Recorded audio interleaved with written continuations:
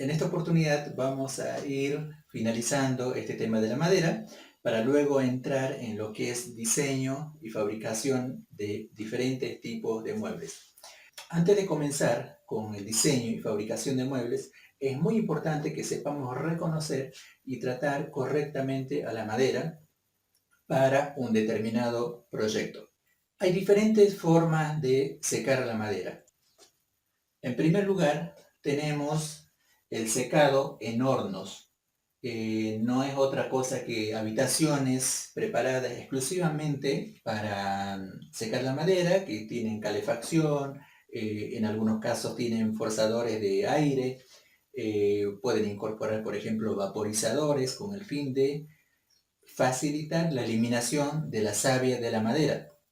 Normalmente en estos casos se utilizan para la producción de maderas en forma industrial, llámese pino, eucaliptus o cualquier otra madera de reforestación. Lo que se busca básicamente es eliminar el agua contenida en la madera. El problema de este sistema es de que no se elimina la savia al 100%, sino más bien se elimina la humedad, porque la madera viene por lo general verde. Verde le llamamos no a la coloración, sino más bien a un árbol recién talado, e inmediatamente se lo convierte en madera. A eso le llamamos madera verde, porque está la madera verde y la madera mojada, que no tiene nada que ver con madera verde, porque puede haber sido de un árbol talado hace años y por alguna contingencia o inclemencias del tiempo se terminó mojando. Tampoco es apta para el trabajo. Si vamos a trabajar, por ejemplo, con muebles sencillos que no necesiten de ensamble, sobre todo de tablas, y vamos a trabajar con listones, con varillaje, no hay drama. Se puede trabajar con esta madera aparentemente seca. Si necesitamos hacer un trabajo delicado donde vamos a ensamblar maderas y con el tiempo queremos que se mantenga con la misma integridad, entonces necesitamos darle un tratamiento especial que está básicamente orientado a la eliminación total de la resina. Aquí vemos un aserradero donde antes de aserrar la madera, porque llegan los troncos verdes, suelen estacionarlo un año, 2 años, hasta 3 años pueden estacionar en canchones así grandes y regularmente lo están mojando.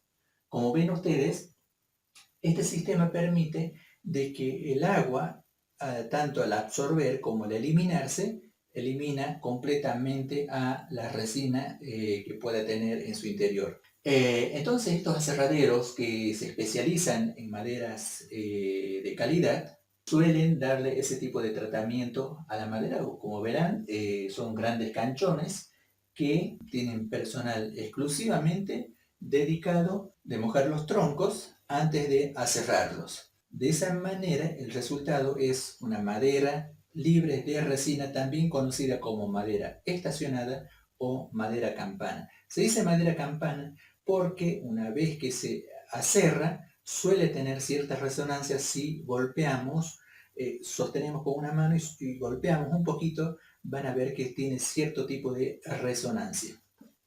De ahí el nombre de madera campana. En cambio, cuando se aserra madera y le damos golpecitos, es una madera sorda. Otra técnica para eliminar la resina son en piletones o sumergiendo, o se llama secado por inmersión. Dependiendo de la especie de madera, se puede dejar un tiempo determinado. Por ejemplo, al pino no se lo puede exponer mucho tiempo al agua porque no es muy resistente y es atacado por un hongo que se llama el hongo negro, que es un color amarronado en realidad, que es el que tiende a pudrir a la madera. No así con otras especies, por ejemplo, como el cedro, el nogal, la quina, suelen tener otro tipo de resistencia. En estos casos, por ejemplo, cuando se trata de madera sensible al agua, como el pino, valga la aclaración, se suele dejar un tiempo bastante corto para que la madera no se pigmente o no comience el proceso de pudrición o de propagación de hongos. Entonces, por ejemplo, ¿Qué es lo que hace la inmersión? Precisamente ayuda a la eliminación de la resina. Puede estar un mes, 2 meses, 4 meses sumergida al agua, se elimina la resina y luego se lo pone en canchones a reposar. Puede estar 2 o 3 meses en canchones y luego se aserra la madera, obteniéndose nuevamente, como les decía recién, madera campana o madera estacionada. Cuando no se cuenta con esas posibilidades, ya sea de sumergir la madera en un piletón, en un dique, o mojarla constantemente, y no se contó con el tiempo, porque a lo mejor se aserró directamente en el campo y se trajo la madera al lugar de trabajo, es conveniente apilar, como verán acá, en forma de estiba, ¿sí? Es decir, poner las maderas con separadores, al mismo tiempo una cierta separación entre madera y madera. ¿Para qué? Para permitir el paso del aire. Lo aconsejable es apilar la madera en la intemperie. Muchos no estarán de acuerdo conmigo en este sentido, pero por experiencia yo sugiero poner en la intemperie la madera amontonada así como se ve acá en la imagen, y luego, día por medio o cada 2 días, regar con una manguera, mojar completamente hasta que la madera esté plenamente empapada y la dejamos. El problema de esto no es la pila, no es la estiba completa, sino la última capa de madera, por incidencia del sol suele curvarse. Pero para evitar ese problema podemos ponerle cualquier tipo de peso, sean piedras, ladrillos o cualquier otra madera estable o madera dura, para que se mantenga la rectitud. ¿Qué es lo que hace esto? Al eliminarse la resina, de esta manera, logramos que la veta se estabilice.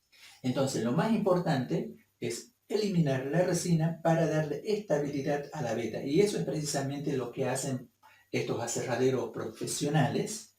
Para cuando se aserra el tronco, la veta ya está estabilizada, entonces no se tuerce de la manera que lo haría si se aserra con el tronco verde.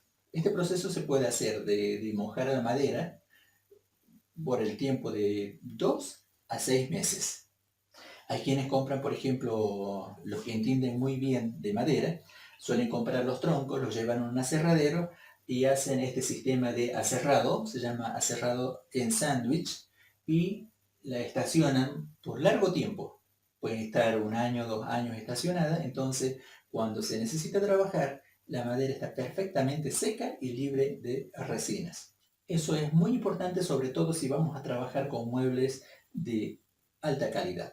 Porque si vamos a trabajar con muebles de baja calidad, quizá, y sobre todo si no lleva muchas tablas, quizás no sea tan necesario prolongar el tiempo de estacionado.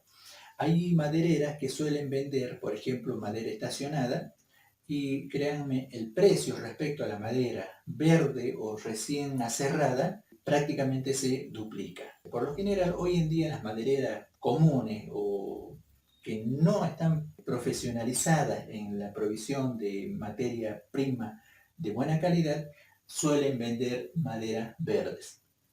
Si ese es el caso, si no se consigue de otra calidad, entonces sepan ustedes que se puede tratar a la madera de esta manera: ponerla en intemperie y luego regar constantemente hasta que a nuestro criterio se haya eliminado la resina, porque también depende mucho del grosor de la madera.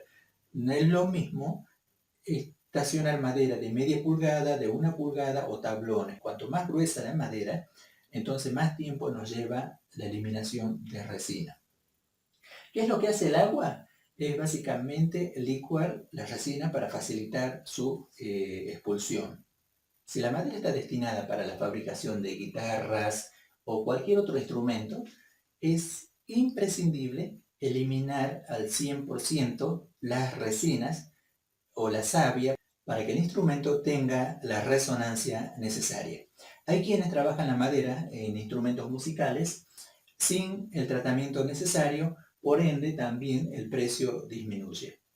Entonces vamos a ver una guitarra que puede llegar a costar $50 con madera normal sin tratamiento, y una guitarra idéntica por 300, 400, 500, $1000 o más, que es madera perfectamente tratada con la garantía de durabilidad superior a una guitarra cuya madera no ha sido tratada. Entonces de ahí vienen las diferentes calidades, porque puede haber sido trabajada con la misma especie de madera, pero la gran diferencia está en el tratamiento que se le da a cada materia prima para un determinado trabajo. Así que ténganlo en cuenta ese pequeño detalle.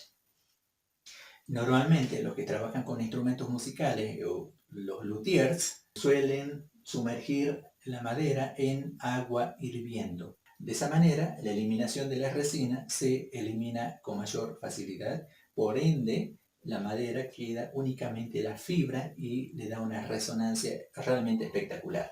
Si necesitamos durabilidad, se puede hacer un tratamiento con boro o bórax y sulfato de cobre.